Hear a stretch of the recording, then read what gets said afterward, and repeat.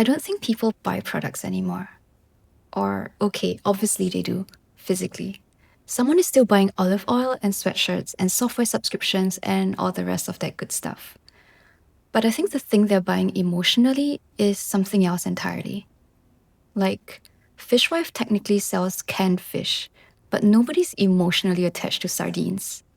What they're buying into is this very specific feeling of adulthood and taste and aesthetic dinner parties and knowing which little grocery store has the best artisanal French butter with the rose petals.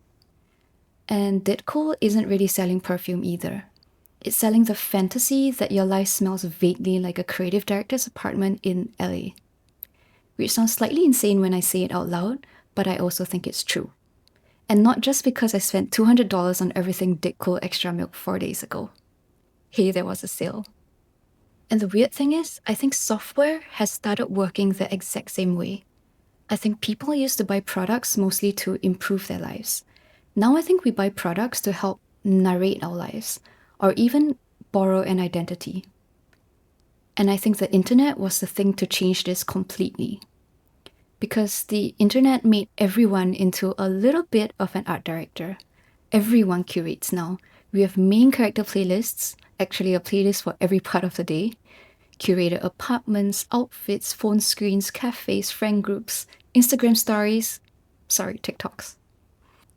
And once that happened, products stopped being just useful things and started becoming evidence. Little artifacts from the kind of life you think you're trying to build. Which is why so many modern brands feel less like companies and more like people with really good taste. Like Dairy Boy, or Fishwife, or Brightland, or any cafe where the branding is so emotionally specific that you just want to become the sort of person who is acknowledged as a regular there. And I don't even think this is about consumerism. I think people are just really, really hungry for coherence these days. The internet gave us access to everything, everywhere, all at once. Every aesthetic, every identity, every possible way to live. And I think a lot of people are tired. So when a brand or a product or even a piece of software comes along and says, here, this is the world.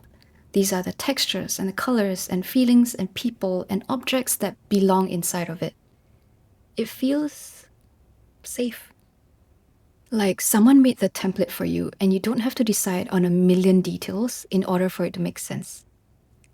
Which is maybe also why the strongest brands right now don't feel overly optimized anymore.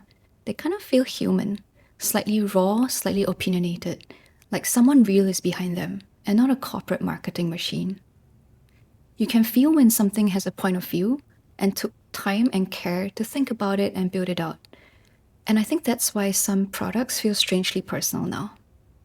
Because they're not really selling objects anymore. They're selling emotional environments. And the product is just the thing you take home from it.